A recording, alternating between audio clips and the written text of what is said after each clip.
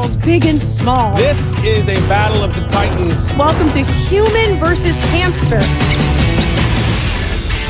The ultimate test for declaring the ultimate species. Who reigns supreme? Will it be human or hamster? Teams of humans will face off against the hamsters. If those hamsters are listening, we are here to educate and to dominate. We're going to show these hamsters that the only scrubs here are the ones we're wearing. In an extraordinary battleground with challenges sized for humans and hamsters. Let's meet Brian, our hamster expert. Did you know that hamsters sweat through their feet? Same, Brian, same. He's bottom heavy, he's pear-shaped, just like Mama. This is head-to-head. One of the furriest. Wow, that's stressful. Go, go, go!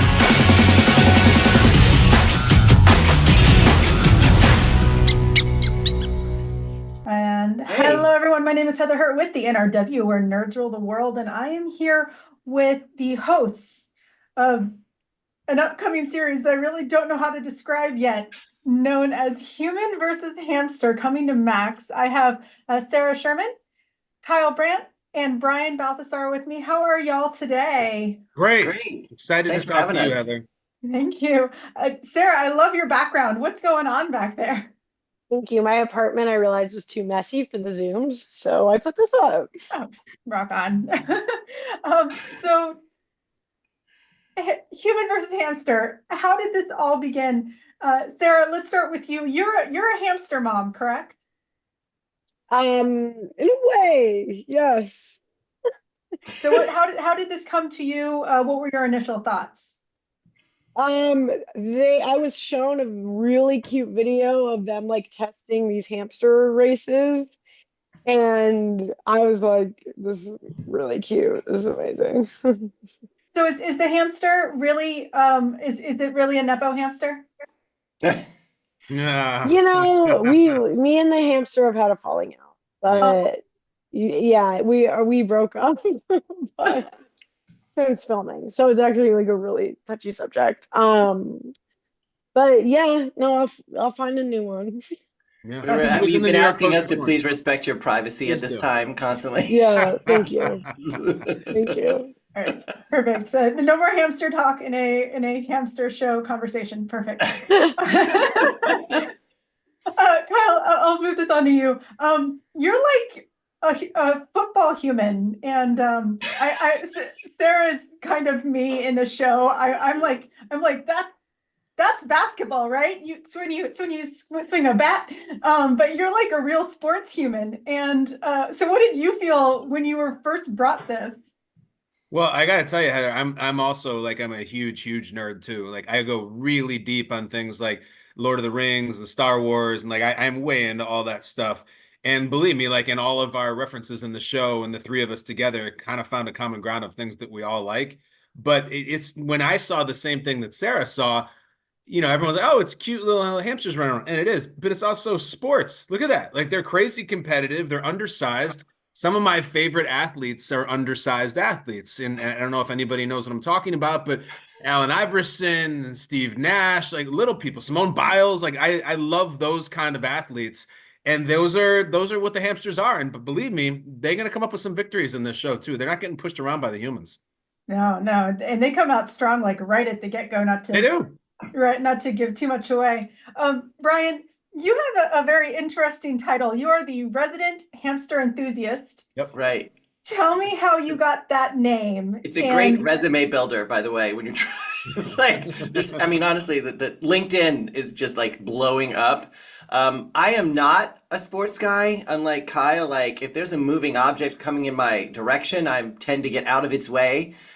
So it was just fun. I read about the show before I became involved in the show. So I was like cheering the team of people on that were doing it. And I just like I was like waving my hand, screaming to be part of it because I thought it was so cool.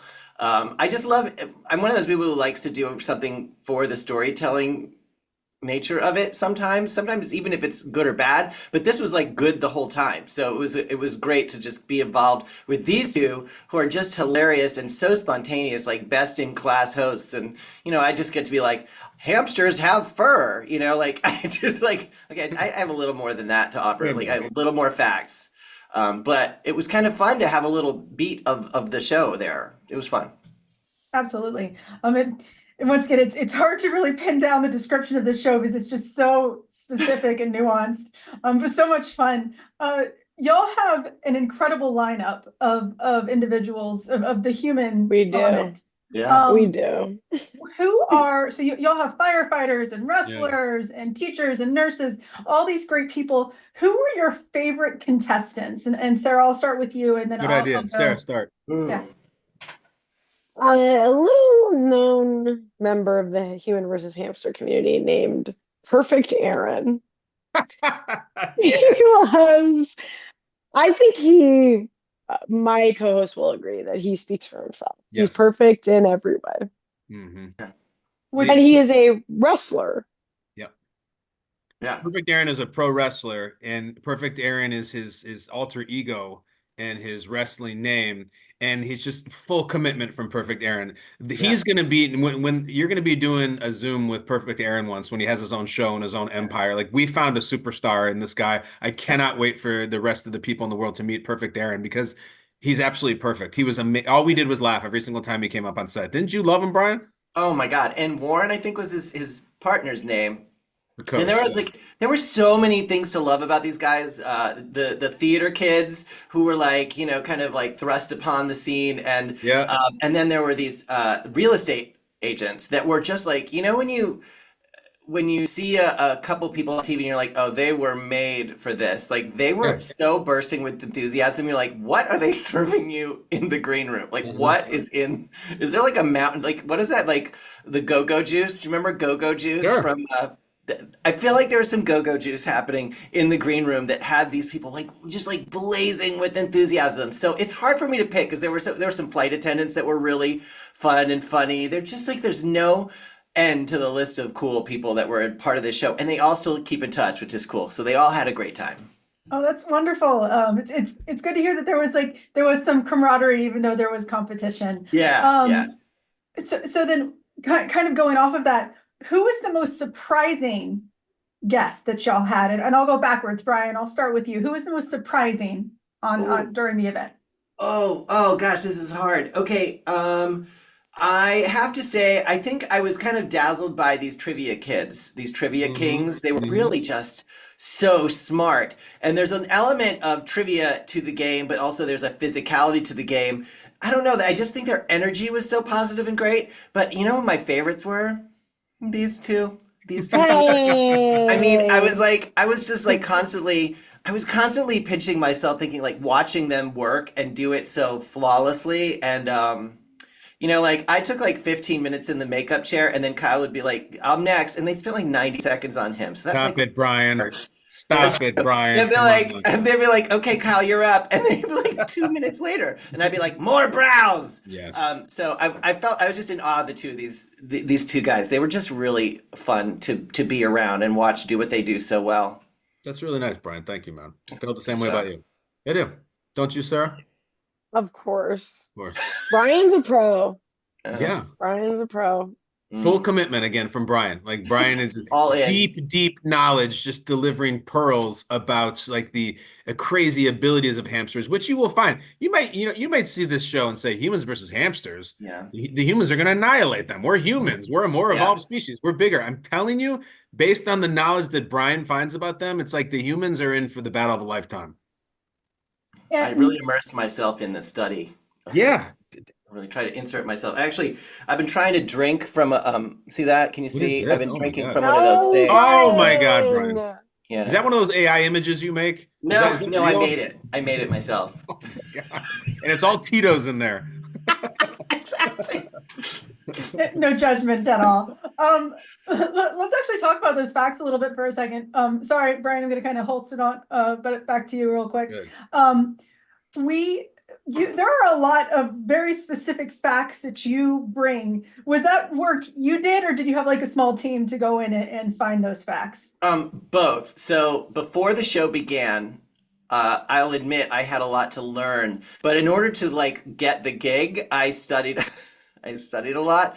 But the nice thing is there's like an endless amount of like, there are a great team of producers that also are like helping me, because the hardest part was like there's a finite amount of things you can say in the course of an hour and not repeat yourself over the course of this many episodes. So amazing group of people like, okay, this is a good place to share this little bit of information because we're on the treadmill, and know that a hamster can spend between 2 and 8 hours on their treadmill a night.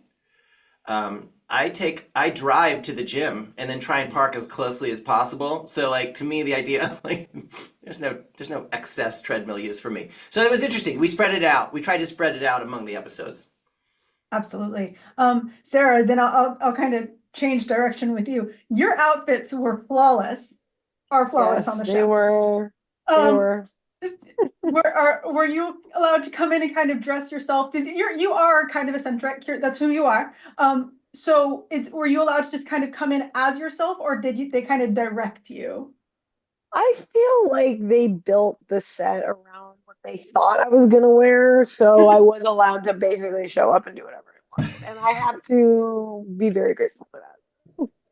Oh, it's beautiful, wonderful. Loved your nails the entire time. Wonderful, wonderful. Oh, wonderful. right, my nails were cool. Yeah. They were. They were. Yeah. Thank you. I mean, the And set Kyle is the mentioned it a reflection of your couple of times. background. The You set get is it, like, if you took touching that it. and made the set, it would be your background, you know? Right now, Sarah has a talking ham over her head. I think that's like a Christmas ham or something. That's and I have a duck on my sweater. Oh, there you go. Oh, and I'm wearing a Mickey Mouse tie. It's just for me. Yeah. It's wonderful. It's be yourself, be loud, be proud. It's awesome. Yes. Kyle, so I'm going to give you all the hard Okay. sports bally things. Go ahead. There were a lot of really fun and different challenges on this show, specifically because they're based off of hamsters. Yeah. What was the most physically challenging for the competitors, and what would you like to see in the future if a second season comes around? It's a good question, because all of them were challenging in so many different ways. Some of them were psychologically challenging. Some of them were endurance challenges. But I have to say, and I know this is on Sarah's radar too, there's a challenge that was escaping from a bottle, which is simple. It's not running around. It has nothing to do with heights or accuracy. It has to do with working together and just finding a way. And when I tell you that the three of us were screaming on the set during that competition, not just laughing, not just reacting, full on blood curling screaming in what was going on.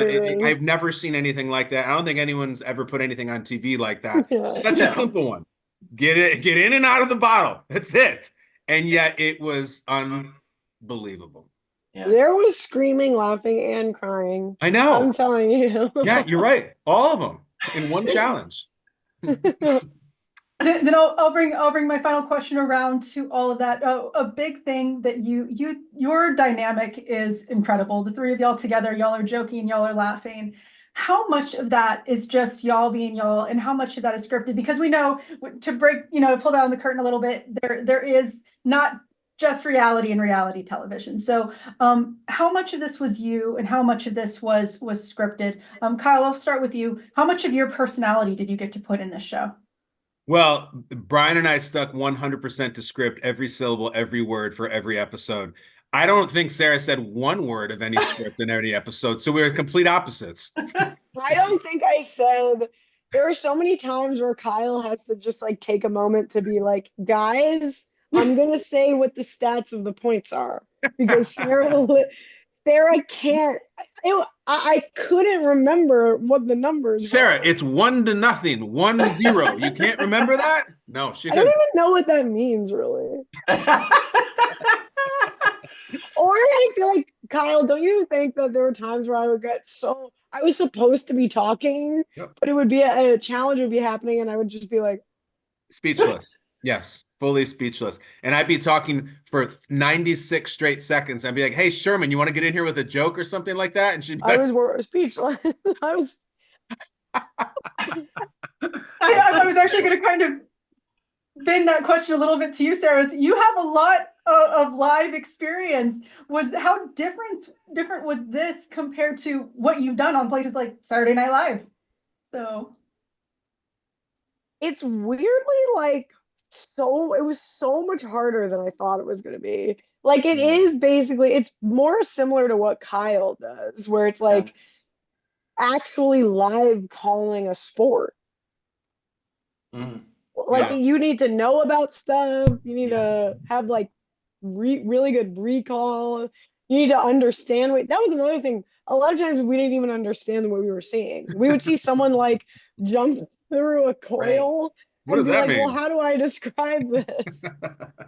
Well, because the course is so big, you were on like one, so sometimes you had to rely on. I will say though, like one of the reasons Kyle and I stayed to script is because we want we can't do it like Sarah does it. Like she can spontaneously react to something or give a take on something, like an intro that just gives the show the energy and the sense of fun that it has is largely due that you can like throw like one line to Sarah and she will take that line and make it fun and funny and spontaneous, and then she'll be like, let me do another version and it'll be even funnier than the last one. And you know, naturally she's been funny since the day she was born. So like it just stands to reason, like let Sarah do what she does and you will be entertained. So it was like fun to be along for that ride. Thank y'all so much. It was definitely a pleasure to watch. Once again, it's an experience. To the audience out there, it's an experience. Definitely take a look. Human versus Hamster, the 8-part competition series arrives on Max on Thursday, November 21. We are Nerds for the World. Like, subscribe, share, talk about this series because it's one to talk about. Thank you guys so much, and y'all have a wonderful day. Thank you, Nerds Rule. Love it.